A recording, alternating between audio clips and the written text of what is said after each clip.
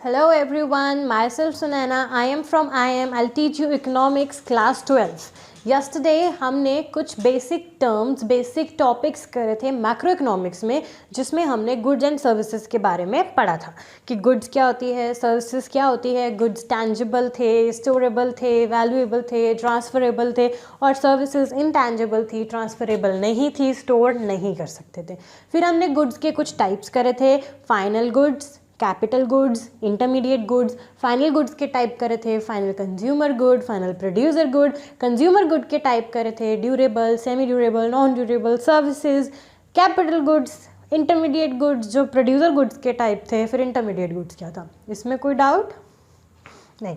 फिर हमने पढ़ा था इन्वेस्टमेंट के बारे में। इन्वेस्टमेंट क्या होता है, addition to the stock of capital. जब मैं कैपिटल गुड या कैपिटल स्टॉक के अंदर कोई वैल्यू एडिशन करती हूँ तो उसे हम बोलते हैं इन्वेस्टमेंट। ठीक है, अब इन्वेस्टमेंट भी दो तरह की थी, fixed investment, inventory investment. Fixed investment कौन सी इन्वेस्टमेंट थी, जहाँ पर हम फिक्स्ड एसेट में पैसा लगाते हैं, और इन्वेंट्री इन्वेस्टमेंट जहाँ हम इन्वेंट्री में पैसा लगाते हैं, मतलब कि रॉ मटेरियल में। कोई डाउट इस चीज़ में नहीं। उसके बाद आज हम जो टॉपिक करने वाले हैं वो है ग्रॉस इन्वेस्टमेंट और नेट इन्वेस्टमेंट। ग्रॉस इन्वेस्टमेंट और नेट इन्वेस्टमेंट में क्या फ़र्क है। कहते हैं ग्रॉस इन्वेस्टमेंट वो इन्वेस्टमेंट है जो आपने बोला कि आप फिक्स्ड एसेट में खर्चा करते हैं। जैसे मैंने बोला कि बिगनिंग ऑफ द ईयर में आपके पास 3 मशीन थी, अब 4 है, तो मैंने बोला 4 - 3 जी 1 मशीन जो है वो आपकी addition to the stock of capital हो गई। तो बस एग्जाम्पल लेके चलते हैं कि अब 10K की ईच मशीन है और यहाँ 3 थी, तो ये 30 की होगी, ये तो 40 की होगी। तो इट मीन्स 40 - 30 मतलब 10K मेरी ग्रॉस इन्वेस्टमेंट हो गई है, राइट। सो ग्रॉस इन्वेस्टमेंट क्या होती है, जो मैंने addition to the stock of capital किया है।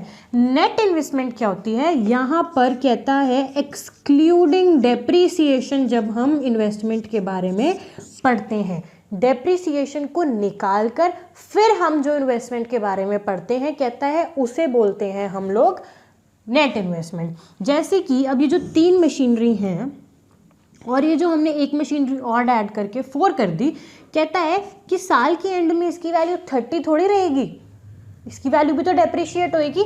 तो कहता है नेट इन्वेस्टमेंट क्या होती है, जो आप ये बोल रहे हो ना कि 40K मतलब 4 मशीन में से 3 गई और ये सब, नो। तो कहता है इस 40K में से पहले तो आप माइनस कर दो जी 3 मशीन की वैल्यू, और फिर माइनस कर दो इन 3 मशीन में जो वैल्यू डेप्रिशिएट भी हुई है 3K। हमारे पास बचती है जी 7K। So net investment is the investment excluding depreciation. जब हम उसकी वैल्यू में से डेप्रिसिएशन की वैल्यू को भी सब्ट्रैक्ट कर देते हैं तो उसे बोलते हैं नेट इन्वेस्टमेंट। तो इसमें कोई डाउट है किसी को। यहाँ से एक क्वेश्चन अराइज होता है कि net investment causes net addition to the stock of capital. Net addition to the stock of capital. तो क्या ये ट्रू है या फॉल्स है, ये पूछना चाहता है। तो कहता है कि ग्रॉस इन्वेस्टमेंट में हम डेप्रिसिएशन की वैल्यू को भी ऐड कर लेते हैं, तो इसलिए हमें नहीं पता चलता कि एक्चुअल में कितनी इन्वेस्टमेंट हुई है। अब मैं बोलूँ कि मेरी 10,000 की इन्वेस्टमेंट होगी, तो वो कहता है नहीं जी आपकी 10,000 की इन्वेस्टमेंट नहीं हुई, इसमें से अभी आपने खर्चा भी तो पे करना है डेप्रिसिएशन का। कल को जब हम मशीन बेचते तो वो 30,000 की थोड़ी बिकेगी, तो आप 30,000 वैल्यू क्यों माइनस कर रहे हो, उसके अंदर से डेप्रिशिएटेड वैल्यू भी तो माइनस करो, अब आपकी मशीन वो और सस्ते में बिकेगी, राइट। तो क्या कहता है कि यहाँ पर net investment causes net addition to the stock of capital. तो यस, हमें नेट इन्वेस्टमेंट ही बताती है net addition to the stock of capital, क्योंकि यहाँ पर हम उसमें से फिक्स्ड एसेट के ऊपर जो डेप्रिसिएशन लगी है उसे भी माइनस कर देते हैं। और ग्रॉस इन्वेस्टमेंट हमें सिर्फ रिप्लेसमेंट वगैरह के टाइम पे काम आती है कि हम वो बता देते हैं कि हाँ अगर 3 थी तो 4 होगी, 4 थी तो 5 हो गई। या अगर मैंने इन 3 मशीन में ही सपोज करो एक मशीन हटाकर और दूसरी मशीन ले आई, तो वो भी क्रॉस इन्वेस्टमेंट हो गई ऐसे तो। या फिर आपको ग्रॉस इन्वेस्टमेंट तो 0 हो गई, तो ऐसा नहीं होता है। यहाँ पर रिप्लेसमेंट और सब जब हमें कुछ जानना हो तो वो नेट इन्वेस्टमेंट ही हमें बताती है। तो इसके आंसर के लिए हम क्या बोलते हैं कि gross investment includes expenditure on the fixed assets, worn out assets, या जब मैं कोई न्यू मशीन लेकर आई हूँ ओल्ड के बदले में। और जो नेट इन्वेस्टमेंट है वो वहाँ पर हमें डेप्रिसिएशन डिलीट करके बताती है कि कितनी इन्वेस्टमेंट एक्चुअल में हुई है। कोई डाउट इस चीज़ में? सो नेट इन्वेस्टमेंट हमें बताती है कि कितनी इन्वेस्टमेंट हुई है एक्चुअल में हमारी इकोनॉमी में, ठीक है। ग्रॉस इन्वेस्टमेंट नहीं बताती है, क्योंकि ग्रॉस इन्वेस्टमेंट में existing stock of the capital में जो एडिशन हुई है वो नहीं पता चलता है। अगर एक्सपेंडिचर रिप्लेसमेंट पे हुआ है या कुछ भी हुआ है वो ग्रॉस इन्वेस्टमेंट में इंक्लूड नहीं होता है। कोई डाउट थी ग्रॉस इन्वेस्टमेंट में? ग्रॉस इन्वेस्टमेंट में बस हमने स्टॉक ऑफ द कैपिटल में एडिशन सब्ट्रैक्शन देखी। नेट इन्वेस्टमेंट में हमने उसके अंदर से डेप्रिसिएशन को भी माइनस कर दिया। नेक्स्ट टॉपिक आता है जी सिग्निफिकेंस, कि क्या सिग्निफिकेंस है हमारा ग्रॉस इन्वेस्टमेंट और नेट इन्वेस्टमेंट का। तो सबसे पहले हम पढ़ते हैं जी सिग्निफिकेंस ऑफ ग्रॉस इन्वेस्टमेंट, या सिग्निफिकेंस ऑफ नेट इन्वेस्टमेंट, या सिग्निफिकेंस ऑफ कैपिटल फॉर्मेशन, जिससे हमने कैपिटल फॉर्म करी है, क्या होते हैं, ठीक है। तो सबसे पहले जो हम लोग यहाँ पर पढ़ते हैं वो कहता है कि नेट इन्वेस्टमेंट का सिग्निफिकेंस। नेट इन्वेस्टमेंट पढ़ना क्यों ज़रूरी है? क्योंकि वो हमें बताता है growth and development of the economy के बारे में, कि हमारी इकोनॉमी ने कितना ग्रो करा है, कितना डेवलप करा है। वो हमें किससे पता चलता है जी? नेट इन्वेस्टमेंट से। So net investment gives us the picture of the gross investment and growth and development of the economy, ठीक है, कि इकोनॉमी ने कितना ग्रो करा है। नेट इन्वेस्टमेंट से नेक्स्ट चीज़ जो हमें पता चलती है वो पता चलता है कि कितनी एम्प्लॉयमेंट अपॉर्चुनिटीज़ अराइज हुई हैं। तो यहाँ पर सबसे पहले जो हमें पता चलता है वो है growth and development of the economy के बारे में।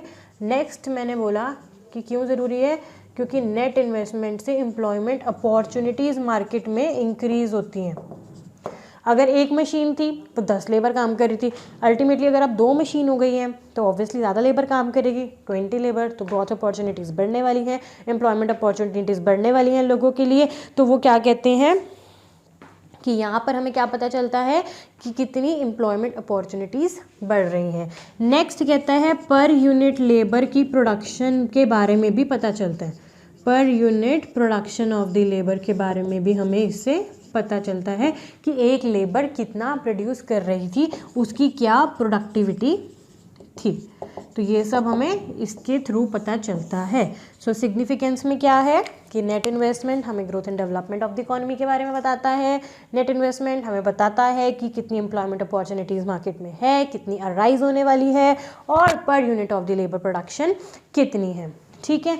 उसके बाद हमने जो इधर नेट इन्वेस्टमेंट और ग्रॉस इन्वेस्टमेंट में एक वर्ड यूज़ किया था वो था डेप्रिसिएशन। उसकी क्या डेफिनेशन होती है हम वो करते हैं यहाँ पर। अब इसमें कोई doubt gross investment net investment वाले टॉपिक में नहीं? तो अब हम करते हैं डेप्रिसिएशन।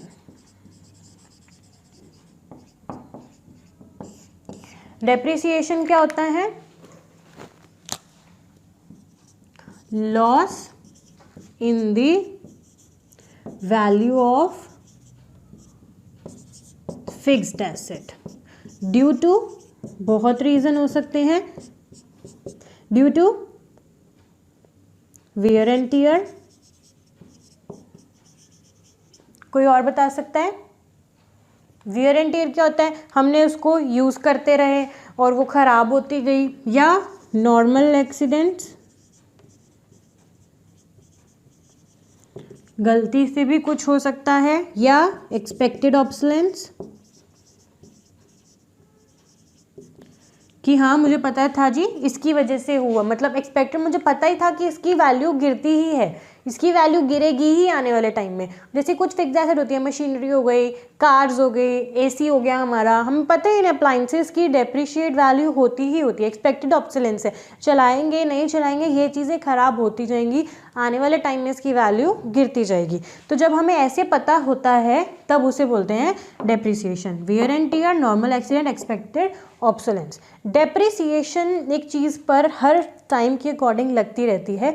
सो डेप्रिसिएशन की वजह से हमें अपनी एसेट को रिप्लेस करना पड़ता है, ठीक है, क्या करना पड़ता है, रिप्लेस करना पड़ता है। तो डेप्रिसिएशन की वजह से जब हम रिप्लेसमेंट करते हैं तो फिर से खर्चा होएगा, तो हम लोग उस खर्चे से बचने के लिए एक डेप्रिसिएशन रिजर्व फंड बना देते हैं। हम हर साल इस रिज़र्व फंड में कुछ पैसा डाल देते हैं, जो हमें लगता है कि हाँ इस चीज़ की वैल्यू इतनी डेप्रिशिएट हो गई, इतनी गिर गई है, उतनी अमाउंट हम डेप्रिशिएशन रिजर्व फंड में डाल देते हैं, ताकि जब उस प्रोडक्ट की वैल्यू बिल्कुल फॉल हो जाएगी तब हम नया प्रोडक्ट ला सकें और एकदम से हमारे ऊपर बर्डन ना हो कि हाँ एकदम से ही हमारे को इतना ज़्यादा पैसा खर्च करना पड़ेगा। तो उसे बोलते हैं हम डेप्रिसिएशन रिजर्व फंड। ठीक है, कोई डाउट इस चीज़ में? नहीं। नेक्स्ट आता है कि डेप्रिसिएशन और डेप्रिसिएशन रिजर्व फंड के बीच में क्या डिफरेंशिएशन है। तो भाई डेप्रिसिएशन तो हमें बताता है कि वैल्यू कितनी गिर गई है, पर डेप्रिसिएशन रिजर्व फंड क्या होता है? ये तो फंड है टू कोप अप विद, क्या है डेप्रिसिएशन रिजर्व फंड? वो तो एक फंड है, पैसा है to cope up with the depreciation, to cope up with the normal accidents, to cope up with the expected obsolescence जो हमने ऊपर पढ़ा हुआ है। तो हम उस डेप्रिसिएशन लॉस को कॉम्पनसेट करने के लिए जब कुछ बनाते हैं, so this is the sum to cope up with the loss. और डेप्रिसिएशन तो लॉस इटसेल्फ है, जो हमने ड्यू टू में बहुत सारे रीज़न बताए थे उनकी वजह से। तो डेप्रिसिएशन और डेप्रिसिएशन रिजर्व फंड अलग अलग चीज़ें हैं। ठीक है, यहाँ पर लॉस के बारे में पता चलते हैं, यहाँ हम सम ऑफ द मनी उस लॉस से कॉप अप करने के लिए जो इसमें डालते हैं वो पता चलती है। ठीक है, कोई डाउट? तो हमने आज इन्वेस्टमेंट को फर्दर एग्जैजरेट किया, एक्सटेंड किया, इन्वेस्टमेंट के बारे में पढ़ा। इन्वेस्टमेंट भी हमने पढ़ा, 2-3 तरह की हो गई अब, फिक्स इन्वेस्टमेंट, इन्वेंट्री इन्वेस्टमेंट और ग्रॉस इन्वेस्टमेंट और नेट इन्वेस्टमेंट। ग्रॉस इन्वेस्टमेंट में हमें सिर्फ ये पता चलता है कि कितनी वैल्यू या कितना स्टॉक में ऐड हो गया है। नेट इन्वेस्टमेंट में हमें जो पता चलता है वो क्या पता चलता है कि कितना exactly net addition to the stock of capital, actual में कितना addition to the stock of capital हुआ है। उसके बाद हमने पढ़ा कि नेट इन्वेस्टमेंट, ग्रॉस इन्वेस्टमेंट या कैपिटल फॉर्मेशन पढ़ना क्यों ज़रूरी है, उसकी सिग्निफिकेंस। और फिर हमने पढ़ा वो जो उसके अंदर नेट इन्वेस्टमेंट में डेफिनेट वर्ड यूज़ हुआ था डेप्रिसिएशन, उसके बारे में। सो डेप्रिसिएशन क्या होती है? Loss due to the fixed, loss in the fixed asset due to the expected obsolescence, normal accidents, wear and tear and expect, मतलब जो चीज़ें पता होती है उसे कोप अप करने के लिए हमने क्या बनाया? Depreciation reserve fund. कोई डाउट? अब इकोनॉमिक्स में एक और, मैक्रो में एक और चीज़ है जो हमें थोड़ा सा पढ़ना होता है, वो है circular flow of income. Circular flow of income, circular flow of income क्या होता है? एक अनएंडिंग फ्लो ऑफ इनकम। क्या है? एक क्या है? एक अनएंडिंग फ्लो ऑफ इनकम जो कभी नहीं खत्म होता। क्या है? अनएंडिंग फ्लो ऑफ इनकम जो कभी नहीं खत्म होता। तो यहाँ पर ये फेज चलता कैसे है? कहता है जी सबसे पहले तो जी आप प्रोडक्शन करते हैं, जिसे हम बोल देते हैं प्रोडक्शन फेज, राइट। आपने इस फेज में क्या करा? चीज़ों को प्रोड्यूस करा। फिर हमने इस प्रोडक्शन फेज में क्या करा जी? Distribution phase. जो हमने अब प्रोड्यूस करा उसे मार्केट में डिस्ट्रीब्यूट करेंगे, पहुंचाएंगे उन लोगों तक जो कि अब इन लोगों को खरीदना चाहते हैं, राइट। तो डिस्ट्रीब्यूशन फेज में हमने इन चीज़ों को डिस्ट्रीब्यूट करा। डिस्ट्रीब्यूट करके हमने वहाँ पर क्या हुआ कि जैसे ही प्रोडक्शन को हमने डिस्ट्रीब्यूट करा, तो डिस्ट्रीब्यूट करने के बाद इन लोगों के पास गया, तो लोगों ने उसको लिए क्या दिए? हम लोगों को पैसे दिए। पैसे किसके हाथ में आए? दोबारा से प्रोड्यूसर के हाथ में। तो बेसिकली डिस्पोजिशन, अब क्या हुआ? जैसे ही वो डिस्ट्रीब्यूट हुआ, अब हम उसको डिस्पोज ऑफ करते हैं। इस फेज़ में डिस्पोज ऑफ कैसे करते हैं? दोबारा से प्रोड्यूस करने में या अपने और दोबारा से चीज़ों को कंज्यूम करने में। बेसिकली जो हमने इनकम कमाई है उसको हम मार्केट में दोबारा से फ्लो में डाल देते हैं। तो सर्कुलर फ्लो ऑफ इनकम में हमने क्या पढ़ा? प्रोडक्शन फेज, जिसमें हमने प्रोडक्शन करी, फिर डिस्ट्रीब्यूशन किया, फिर डिस्पोज किया। या सीधा डिस्ट्रीब्यूशन से पढ़ लो, चीज़ों को डिस्ट्रीब्यूट करा है तो डिस्ट्रीब्यूट करके लोगों के हाथ में पैसा गया, पैसा आ गया तो उन्होंने उसको डिस्पोज ऑफ करा। जिन्होंने डिस्पोज ऑफ किया उन्होंने क्या करा, बेसिकली उससे दोबारा से चीज़ें प्रोड्यूस करी ताकि हम उससे दोबारा से कुछ कमा सकें। So this is the never ending flow of income, जो ऐसे ही चलता रहता है। ठीक है, हमें नहीं पता कि ये कहाँ से शुरू हो रहा है, कहाँ से ख़त्म हो रहा है। It has neither the starting point nor the ending point. बस ये गोल गोल गोल गोल ऐसे ही चल रहा है, चाहे यहाँ से स्टार्ट करो, चाहे यहाँ से, चाहे यहाँ से, हमें नहीं पता कि कहाँ से क्या हुआ है। अगर वो प्रोडक्शन से स्टार्ट हुआ है तो प्रोडक्शन करने के लिए पैसा कहाँ से आया, यहीं से तो आया, डिस्पोज ऑफ किया जो लोगों ने। डिस्पोज ऑफ करने के लिए कहाँ से आया, डिस्ट्रीब्यूशन से आया। डिस्ट्रीब्यूशन किस चीज़ की हुई, प्रोड्यूस गुड्स की तो हुई। तो हमें नहीं पता ये कहाँ से स्टार्ट हो रहा है और कहाँ ख़त्म हो रहा है, इसलिए इसको क्या बोलते हैं, never ending flow, and neither has starting point nor has ending point. कोई डाउट इसमें?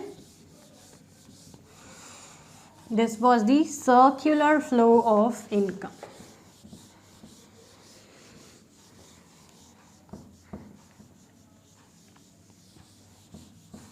कोई डाउट है जी किसी को? सर्कुलर फ्लो ऑफ इनकम में आज के लिए हमने फिर 3 टॉपिक्स कर लिए हैं। कौन से? सबसे पहले इन्वेस्टमेंट किया, इन्वेस्टमेंट में 2 तरह की इन्वेस्टमेंट करी, उसका सिग्निफिकेंस पढ़ा, डेप्रिसिएशन की डेफिनेशन करी सेकंड, और थर्ड अब हमने करा सर्कुलर फ्लो ऑफ इनकम। कोई डाउट? ये फ्लो था ना, ऐसे ही फ्लो 2 तरह के और हैं, फिर कंफ्यूज नहीं होना है, तो पहले ही बता दो सर्कुलर फ्लो में कोई डाउट है तो। नहीं है तो उसके बाद हमारे पास जी आता है मनी फ्लो, रियल फ्लो। अब यहाँ पर क्या होता है, एक प्रोड्यूसर है पार्टी और एक कंज्यूमर है, क्योंकि इकोनॉमिक एजेंट्स तो देखो 2 ही है ना। तो कहता है कि प्रोड्यूसर ने क्या करा, चीज़ें बनाकर कंज्यूमर को दे दी, और कंज्यूमर ने क्या करा, अपनी सर्विसेज प्रोड्यूसर को दे दी। जैसे कि लेबर फैसिलिटीज़, अपनी ज़मीन दे दी, या इलेक्ट्रिसिटी दे रहे हैं, तो ये सब चीज़ें भी तो कंज्यूमर ही है ना, उसका बंद जो प्रोड्यूसर से लेके जा रहा है सामान वही उसको प्रोवाइड कर रहा है। तो प्रोड्यूसर के यहाँ से वहाँ कंज्यूमर के पास क्या गई, गुड्स, और कंज्यूमर के यहाँ से यहाँ क्या गई, सर्विसेज। इसे बोलते हैं जी रियल फ्लो। क्या बोलते हैं जी, रियल फ्लो। ऐसे ही जब यहाँ से प्रोड्यूसर और कंज्यूमर फिर से पार्टी है,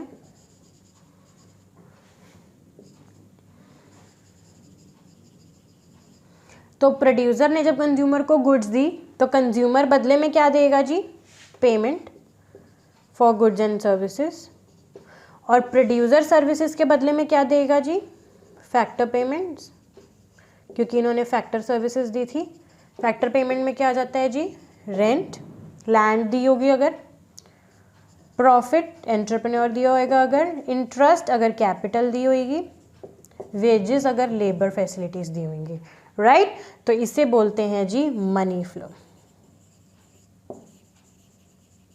सो money flow is the to and flow which between the producers and consumers. तो मनी फ्लो में मनी पास होती है प्रोड्यूसर से कंज्यूमर एंड कंज्यूमर से प्रोड्यूसर, और रियल फ्लो में गुड्स एंड सर्विसेज पास होती हैं। कोई डाउट इस चीज़ में?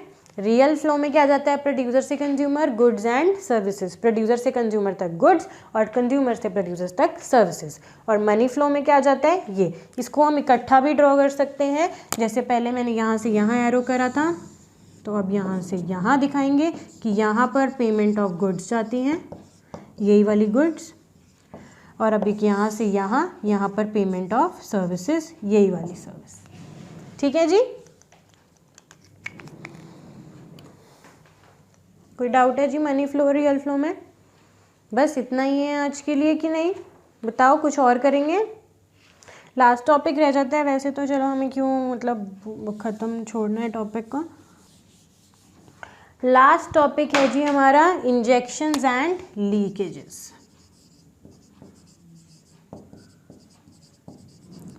इंजेक्शंस सबको पता है, इंजेक्शन लगकर हमारे अंदर कुछ चला जाता है।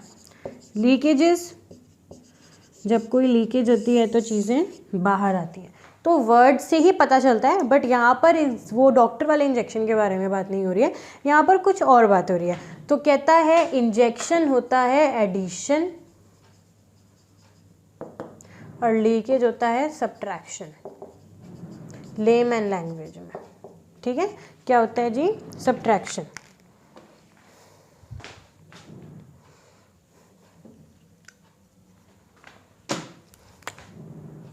ठीक है। सो एडिशन ऑफ वैल्यू जब इकोनॉमी में होना, इन्वेस्टमेंट बोल सकते हैं, या हम लोगों ने कोई पैसा लगाया इकोनॉमी में, इकोनॉमी को ग्रो करने के लिए, तो that is a type of injection.